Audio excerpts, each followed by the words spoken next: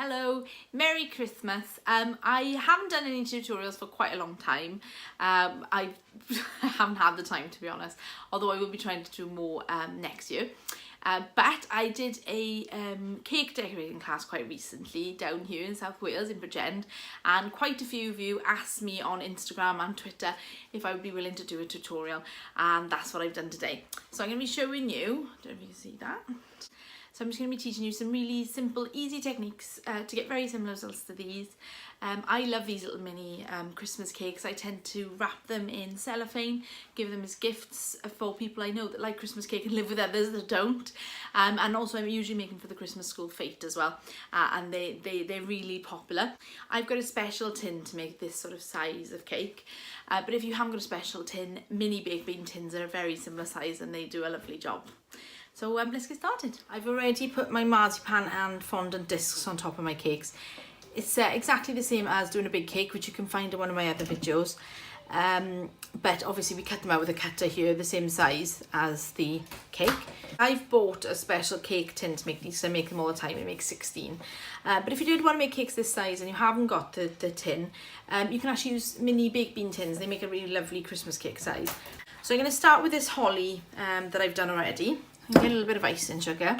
I always use icing sugar with fruitcakes because corn flour can react. So if it was sponge, I'd be using corn flour. Just currant. So I've got some green here, which I've coloured with Sugar Flare food colouring in Christmas green colour. And you want this quite thin because we're going to be using plunge cutters. Okay, that's about the right thickness. So I've got a large holly leaf here. So I'm going to start by cutting out the holly leaf and then pushing it down, and that gives us the vein decoration. That one's just got a little bit caught on the worktop, which does happen with plunge cutters because you're pushing them down with the plunger. But if you just get a knife underneath them, that'll pick them up. So I'm just going to put a little bit of edible glue on the back, and I try to get them to stand up a little bit when I make mine. Not necessary, just makes them look a little bit more interesting. To plunge that one. There we are, there's the other one. Really easy, these cutters to use. And then I'm just going to pop them on there. I almost overlap them. And again, a little bit of a point. And then I'm going to get some of my red fondant here. You don't need very much. Make it nice and malleable. And then I'm going to make little berries to finish off our holly.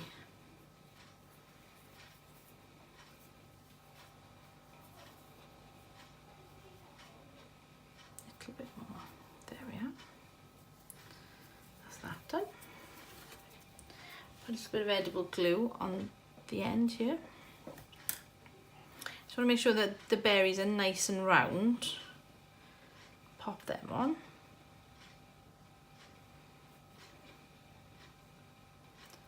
And that's the holly done. And I like to think that they are quite simple but really effective. So I'm going to turn these around now, and what I'm going to show you next is how to do a wreath. So I've got the holly cutters tend to come in a pack of 3. This is the smallest and this is the largest. And I got mine off eBay. There's a bit of a wait if you get them from abroad, but they're a lot cheaper. So we're going to need probably 8 of these little ones. And you can do some without the veins if you want to change it a little bit. See the ones without the veins? That's 4. 5, 6, 7, and 8. So again, what I'm going to do this time is, rather than putting the glue on the actual holly, I'm going to do it in a sort of circle around the edge of the fondant on the cake. What you can also do with these fondant discs is actually cut them out and decorate them. Keep them in an airtight container laid flat, and then just pop them on when you're ready at Christmas time, so you can make them ahead, which is what I usually do just to get a bit ahead.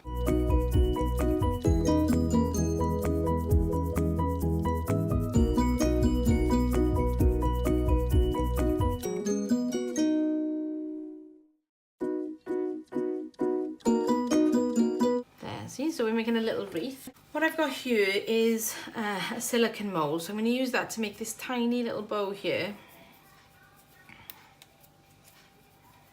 So I got my red, and I'm going to push that into the mould. You can even use your rolling pin if you want to. I sometimes do that. And then I'm going to cut the excess off with a knife. You could use an X-Acto knife or something like that, sometimes easier. Smooth it, give it a nice smooth on the edge there.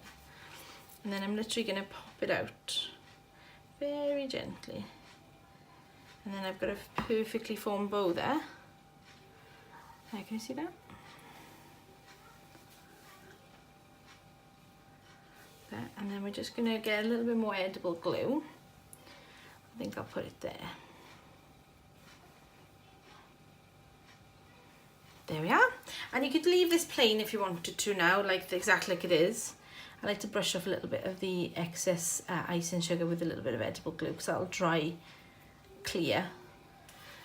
Or you could drop on a couple of berries if you wanted to, sort of scattered around.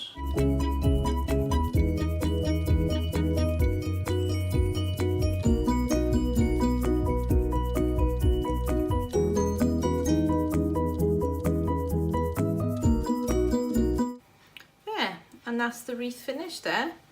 And then we'll go on to doing the presents. You can see that.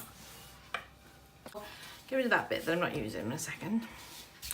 What I'm literally going to do is cut a straight sort of piece of ribbon I'm looking for here. I'm going to cut that, cut the edges there. Okay, and then look and see if it's long enough for my, okay, I'll bring that in. The idea of this little cake is for it to look like a little bit like a Christmas present. So I'm going to put a strip of sort of ribbon on there. Take it just down the sides and smooth that out. And then what we're going to do is we're going to take a piece of this green. And if you can see, I'm using very minimal amount of colours and equipment so that there are more complicated designs. But if you didn't want to spend a lot, this lot of cakes, you really only need your bow mould and your holly cutters, and you can make 4 really pretty designs. So I'm going to go for this one here, I think. So you want to make sure when you use these moulds that you don't have any cracks in your fondant, because if you've got a crack in the fondant going in, you'll have it coming out with the bow as well. So that's nice and smooth. So I'm going to push that in. You can use the rolling pin again. Oop. And then we're just going to cut across like that, there.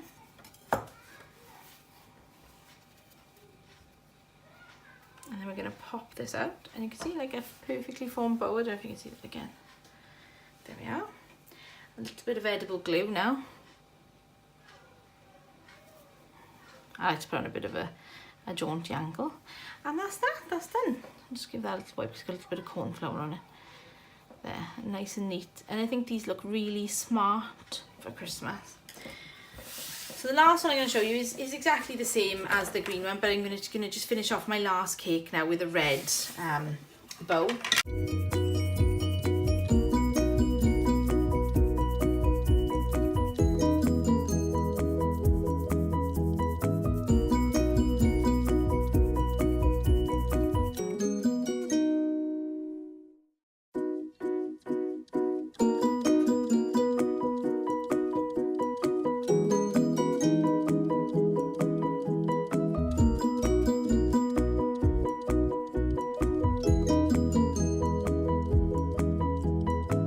And there we have them, all ready to either wrap up now or eat.